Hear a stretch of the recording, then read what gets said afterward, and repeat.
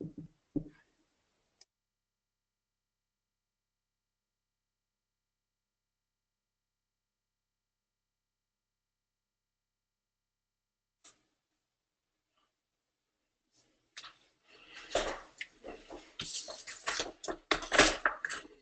afternoon, everyone, and welcome to today's webinar, Increase Your Chances of Winning an APPA Award, What Works and What Doesn't, by Simon Tebbutt. Before we get started, I'll go over a few things so you know how to participate in today's event. You're listening in using your computer speaker system by default. If you would prefer to join over the phone, select telephone in the audio pane and the dial-in information will be displayed. You will have the opportunity to submit questions to Simon by typing them into the questions pane on the control panel. You may send questions at any time and we'll collect these and address them during the Q&A session at the end.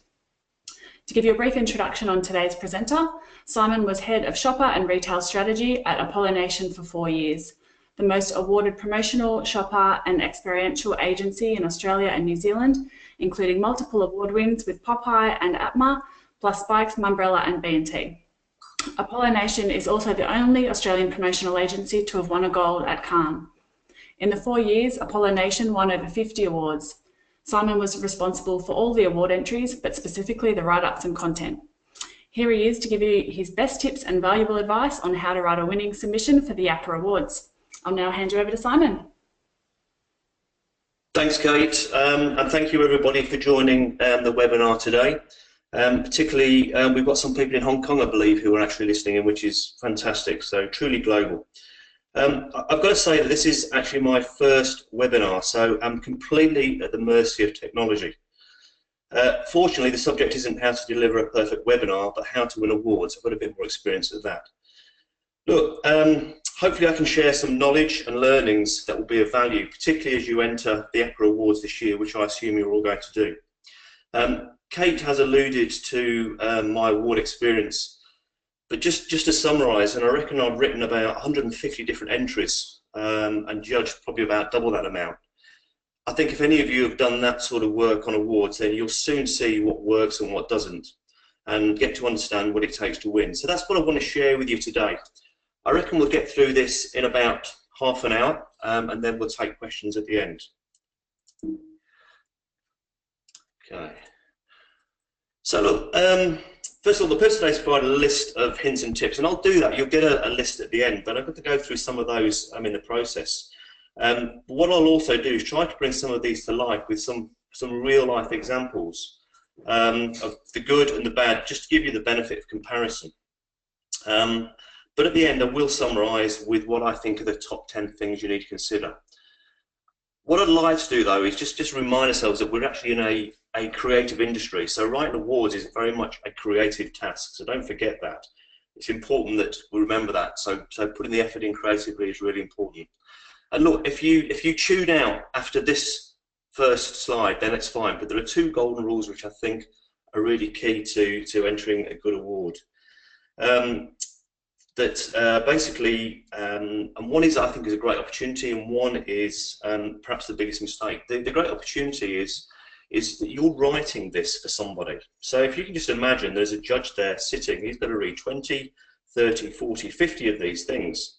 So make it interesting for him or her. Make sure that that the work, if it's good, will stand out, but the ones that make the first cut, the memorable entries as well. So entertain them, make sure you make them smile, make sure you stand out. We've got some examples a little bit later. The other thing, and I've got to be careful here, but make sure that you get senior eyes on any entry. If a junior writes it, that's great, but you do need a senior to look at it afterwards. The junior person will tend to talk about how the activity happened rather than why it happened, and I'll go into that in a little bit more detail later. So there are 2 key things I think are absolutely fundamental in a good entry. So first of all, the basics, and hopefully you can see that we're on page 3. So start with good work. Now that, it sounds pretty obvious, but I think it's sometimes difficult to select which activities, which promotions, which products you should actually put forward. And sometimes you'll judge it because it went well, or the client liked it, or is a success, or you're emotionally attached. But what you've really got to do is try and understand why this should win. What is it that makes it unique and different to make it stand out, because that's what you're going to wrap your story around. You can talk about a mug or a t-shirt, but what is the story? What part does that promotion incentive play in the whole activity? So selecting the right projects is critical in the first place. The second thing, less is more. Keep your sentences short and punchy. If you start writing long sentences, they're difficult to read and you lose people. And a lot of judges will actually skim read first time round. So if you can get key words in there, make it short and sharp, they'll get a good understanding of exactly what it's all about very early on. Then I think it's about crafting every single word, making sure that it all works and don't have a load of waffle. So don't feel you've got to use the full word allowance. A lot of people say, well, I've got 100 words, and it's not many, and they try and fill it. You don't have to. If you can cut it back to 50 or 60, then it's just so much more refreshing and a lot easier to use. Spell check. Look, we all make typos, but look, my view is this is a little bit about perception. And we all feel this. When we read somebody else's work and we pick up a typo, we love it. We say, look, you made a mistake. We spotted it. But as a judge, you think, clearly not spent much time on this one, maybe not looked at it as much as they should have done. So just use spell check. Make sure that everything is spelled correctly. And remember that, again, we're in a creative industry, that copywriting is still very much part of what we're about, our offering, so we need to get it right.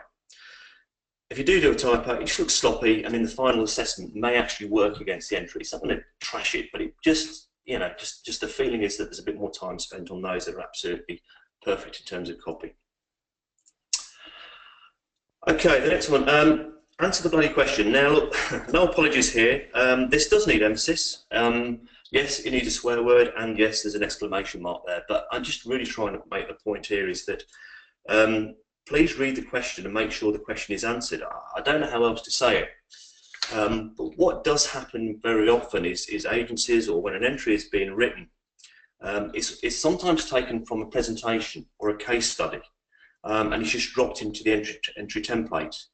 So it is like literally putting a square peg in a round hole. You've got something that exists, but you need to make it fit perfectly for the entry. Okay, so I think the thing is that it's not going to be wrong. The entry won't be wrong, but it won't be totally right either. So really make sure that you craft your entry in line with the questions that are being asked.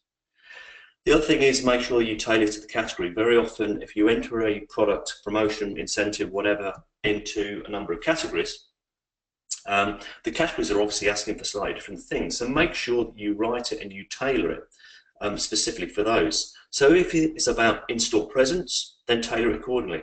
If it's about a product or merchandise that's been entered into a social media category, then again, tailor it. I know it sounds simple, but too often it doesn't happen. One entry is made and it's just thrown in, irrespective of which category it's going into.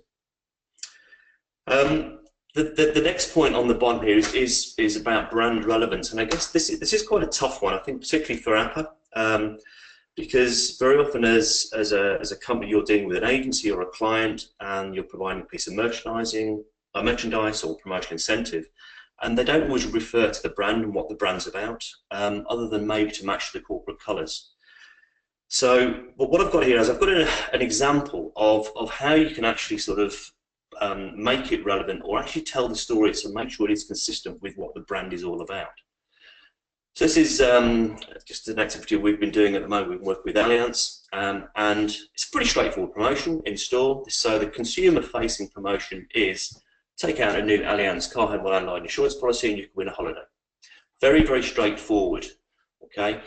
But really what the staff like, they like to have a conversation starter, something to talk to the customers about, to say, look, are you thinking about getting insurance? So very often within the brief, we get asked to provide a giveaway, something that the staff can give to the customers just to get them talking about the activity. So what you've got here is you've got Allianz, and Allianz is a market leader. They're very responsible. It's a very safe option. They're all about avoiding pain and accident. They're a trusted brand.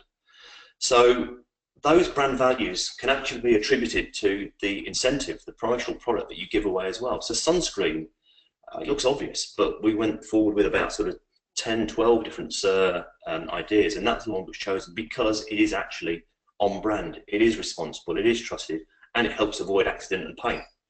So if you can build that into the overall campaign, then it just gives it so much strength. But it is a hard one, particularly in with APPA.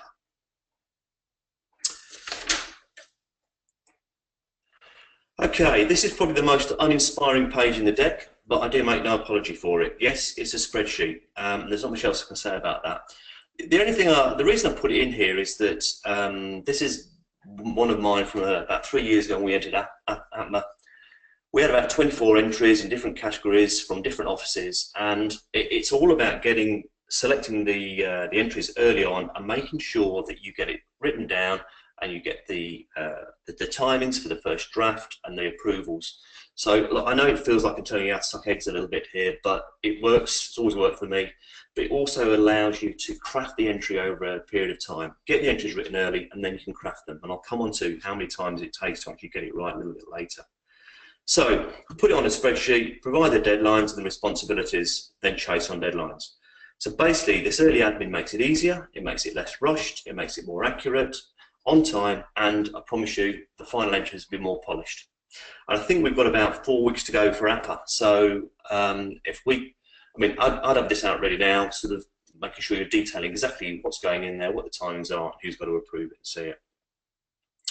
So that's the most boring chart you will see. So the next thing is who should actually write this, and I've touched on this a little bit already. So like I say, the juniors will very often talk about how the promotion was actually put together, what the client was like, what went right, what went wrong, etc. So that's the how. What we need to know is why was this promotion incentive chosen? Why was it applied to the activity that is actually sort of going ahead? So what I've got here, I've got just a couple of examples of write-ups. And so this is the bad one. So this was about results, and I will come on to results in a couple of charts' time, because I think results are quite difficult sometimes in our area. But this one is, I think, a good example of the bad. So I'll just read it out. This was the best promotion we ever ran. The client was really pleased with the results, which were better than the last promotion. The sales staff too were happy. Good. Given the amount of time we had to pull the activity together, the results are even more impressive. With some materials lost in the post, there was concern that this would have a major impact on the final outcome, but luckily we found the missing materials.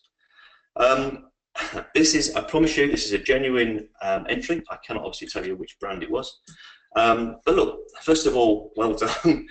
It's the best promotion we've ever run. That's good. That's probably why you put it into the awards in the first place. The client was pleased. Well, that's also really important. But we need a bit more than that. We need a bit of substance. Sales staff were happy. Again, that's great. But why were they happy? What happened? What was the change that happened that made them feel that this incentive, this promotion, this activity was far more powerful than before? The thing I would say is that don't tell us about timings. Don't tell us about what went right, what went wrong. You don't get votes for, you don't get sympathy votes. You would judge it purely on the activity and why the product was chosen. Oops. So here's one that I think is a lot better. So again, we've got objectives and results. So the two should always tie into each other. So objectives: to increase sales by 10% on previous year and retain #1 beer brand in the mainstream beer category. Educate and incentivize sales staff on the promotion and increase their chances to sell to the trade. Then the results absolutely mirror that. So sales beat the target with a 12.5% versus 10% target, increase in beer sales. Market leadership was maintained, and with a larger share indexing 105. Indexing is always good to use if you can't use actual figures. It just sort of preserves confidentiality. Staff loved the educational program, which resulted in a 12% increase in new customers. So you've got to somehow quantify why they're happy. So that's what we're trying to do there. So this is very hard and fast, and again, I'm very conscious that you're not always able to get hold of some of these figures, but you do need to actually articulate why the activity you've done has made the change. So what are the objectives in the first place, and what were the end results? So this next page really talks about it. So, as I said, articulate the change. It is sometimes difficult. So these are some of the things it could be. So if you can't get sales figures, then is it number of customers? Is it about recall? Is it website visits? I think with a lot of the things that we do through APPA, then point of sale presence or more real estate is quite important to increase it by 10%, 20%, 50%, whatever, get more sales or more real estate. Brand impact, is there a recall thing on brand impact? Perception, happier staff, we talked about that. And even something anecdotal, so get a quote from staff, from customers somewhere to actually give it a little bit more substance than this was the best promotion we ever ran. Because it needs a bit more, the judges will want a little bit more, and those that do provide it will have the edge. I'm getting through this a lot quicker than I thought. Right, okay, the next one is, we talked about it a little bit. The next one is about, we already talked about don't give it to the junior exec, but the other thing is write 4 entries, write your entries 4 weeks before the deadline. So start early on. I reckon it takes about 6 attempts to get it right. So when you get the initial write-up, you basically throw your information in, and then you have to start to craft it. It takes, I think, 6 attempts. And we always wanted fresh eyes to look at it, because even though you might write a lot of award entries, there's always something you might miss. You need to speak to the person that actually did the entry or did the work to make sure there's little things there that you can add in. And you only do that by doing it on several attempts. The thing that I think is really important, and I mentioned it earlier, is that judges will really like an entry that's been beautifully crafted, wordsmith, copywritten even. So craft every word, take out the stuff you don't need, make sure you keep what you do. And I've just got a couple of examples which I want to share with you, where it shows how I think copy can be crafted for better effect. So this first example is, and I'm not sure if many of you remember this promotion. This was run out of New Zealand a couple of years ago, and it was for TUI. TUI Catch a Million was the promotion, but basically TUI was it's a beer brand, and it was in decline. It needed a sales boost, it needed a promotion, and we had to include some sort of incentive when you buy TUI. Then there was a major prize which we put on the end of it. So if we were to put it into the context of APPA, then that could be the T-shirt, for instance, the orange T-shirt, which you purchase once you buy beer. But I think just judging the T-shirt in isolation undersells the promotion and the value of that particular thing. So what we've done, we've built the whole story to be part of the activity. So that T-shirt is very much part of the whole promotion. So build it in, and it makes it so much stronger. So what we've got here is that the basic promotion here is buy the beer and get the T-shirt. That's been done 100 times before. So what we want to do here is set the scene. We want to explain the trading landscape about TUI. We want to talk about the brand image and how it's seen. Add some drama. Use finite claims. Finite claims are really powerful. If you're the biggest, the best, the fastest, the first, then it's just so much stronger than just here is another promotion. Ideally, capture the emotion. These things it's about people, and people change behaviour. So what does your activity do that actually changes emotion or capture the emotion? Obviously, include the incentive and show what part it plays in it. Then at the end, add a little warmth, even humour, as long as it's appropriate. Not all products are, but if it is, then do it. And then at the end, you summarise. So that's a big build-up. What I've got now is two write-ups. This was the sort of one of the first write-ups we had for TUI Catch a Million. And again, I'll read it just to explain the difference between the first and the second entry that went in. So TUI, a famous beer brand from New Zealand, was experiencing declining sales. It needed to change its old-fashioned image and its advertising. At the same time, premium beers were attacking mainstream beers, which made it even harder for TUI. So that sets up the trading landscape. That was what it was going through. It was having a hard time. We knew we had to respond with a lot of impact. Okay, so we had to do something. Then it says what we did. We tied it with New Zealand cricket to create Catch a Million, a new promotional idea that allowed the crowd to join in with the game. Sounds intriguing. So how does that work? So when there was a 6 and the ball was caught in the crowd, the winner could win part of $1 million. The client did not have $1 million budget, so we ensured the promotion. So at the end, we summarise, we buy the beer, we wear the distinct orange T-shirt to the game, we catch the ball one-handed and win a share of $1 million. So that's a pretty good summary of how the promotion actually worked. But that wasn't the one that we went to market with or went to the judges with. So this was, and what I've done here is I underlined some of the key takeouts. So when a judge reads one of these sorts of things, they say, right, there's certain things which really stand out and make it different and better and above the rest. So again, I'll read through. So those words are underlined. Tui, the lovable local beer of New Zealand, was in trouble. Its advertising lacked punch and connectivity, seemingly stuck in the past using the yawning stereotype of buxom girls to appeal to the Kiwi bloke. In a double whammy, mainstream beers were in serious decline. Relevance was weakening given the newer and frankly sexier premium beers hitting the market. So I think that's a bit more poetic, there's a bit of humour in there, but it's absolutely dead true. They were in trouble. So action wasn't desirable, it was critical. Far more drama there, and it was. This was survival. This was survival for these guys. They were really in trouble. Catch a Million was a world first. There's your finite claim. Transforming spectators into participants. The trick was to own the two greatest moments of excitement during a long match, when a six was hit and a catch. Buy the beer, wear the distinct orange t-shirt to the game, then catch the ball one-handed and win a share of $1 million. Simple.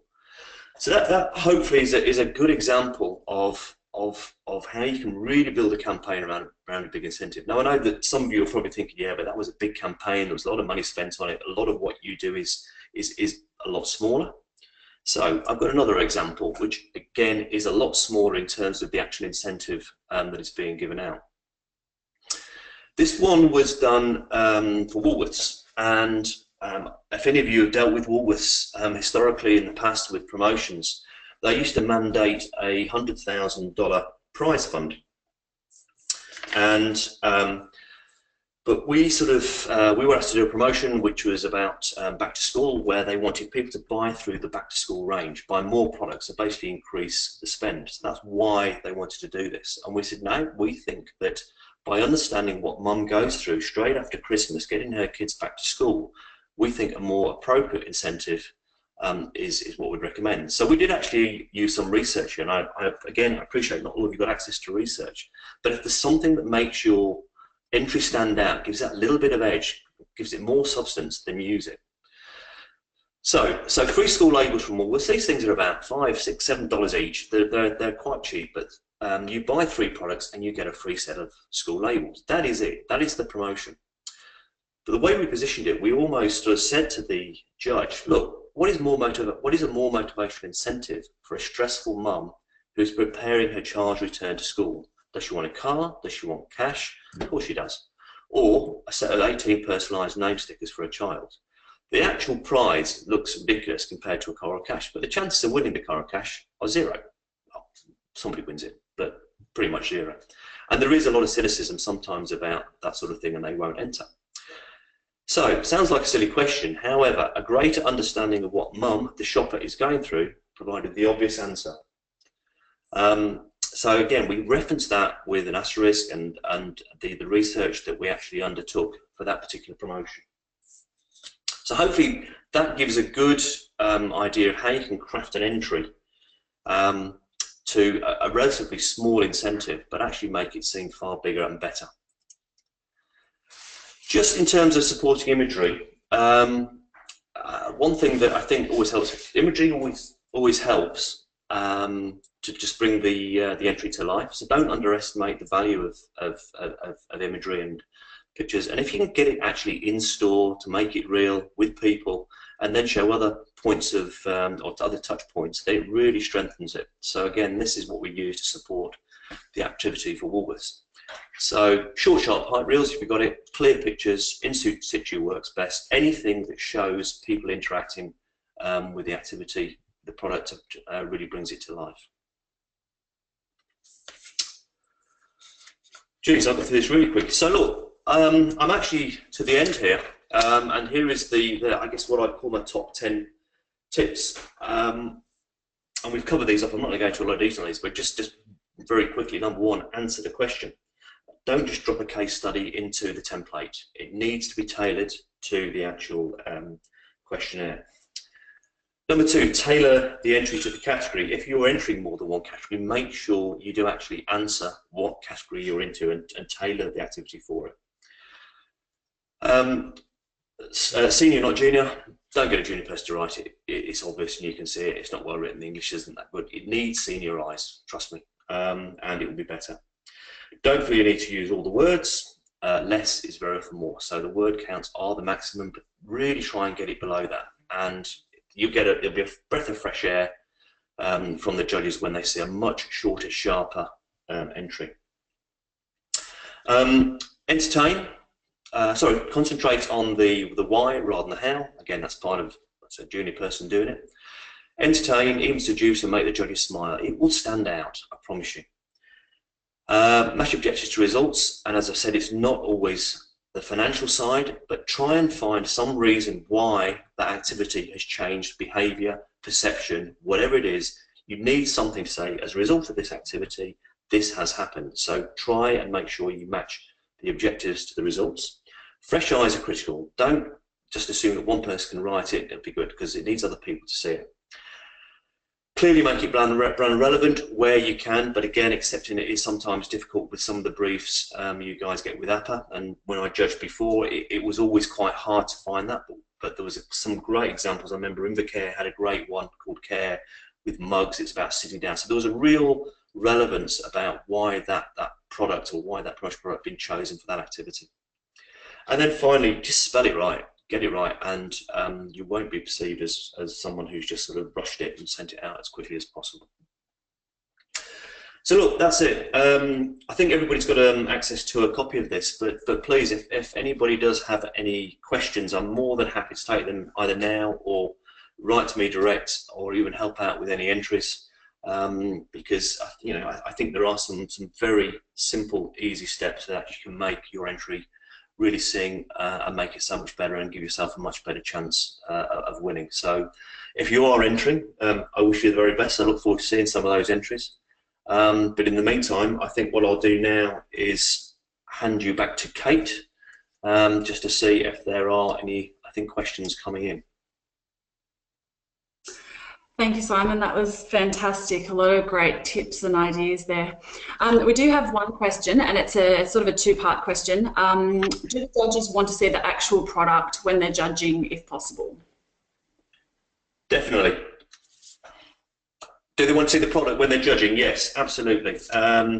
Look, it might always be possible if it's too big, but certainly when we did the judging last time, pretty much every entry had the promotional product there, and I think it is, it is a very tactile sort of industry that we're in. So definitely, you want to feel the quality, you want to feel how good it is. I mean, yeah, definitely make sure you've got the product there, providing it's not more than 4 meters high. Excellent. And the second part of that question was, do the judges want to see creative entries in terms of design and fancy packaging? And that's for both the product itself being used in the market, but also the entry for the awards itself. Yeah, look, I think, great question. Yeah, look, I think polished, I think well-themed, well-branded, easy to read, striking, but yeah, don't go overboard. It is an entry, but yeah, look, the better you make it is right, but the easier it is to read and comprehend is really what a judge wants. So whilst you will get marks for making it look good, again, it is how you explain it. So for me, it's more of a wordsmithing, more than a wordsmithing job than just designing something really elaborate. But yeah, make it look good. Excellent. And I think that's it. There's been a few questions about how they can get a copy of the webinar. So tomorrow, everybody that has registered will receive a copy of the email with a link to the recording and also a link to Simon's slides. If you do have any other questions for Simon, his email address is on the screen. If you do have any questions about the APPA Awards specifically, you are welcome to contact Jodie. She's handling the awards and she's welcome to send you the criteria or answer any questions that you might have. So please, please use her. And I think that's about it for the questions. So we'll leave it there. Thank you for everybody for joining us and have a great afternoon. And thank you, Simon, again for a fantastic presentation. Thanks, guys. Thank you. Have a good day.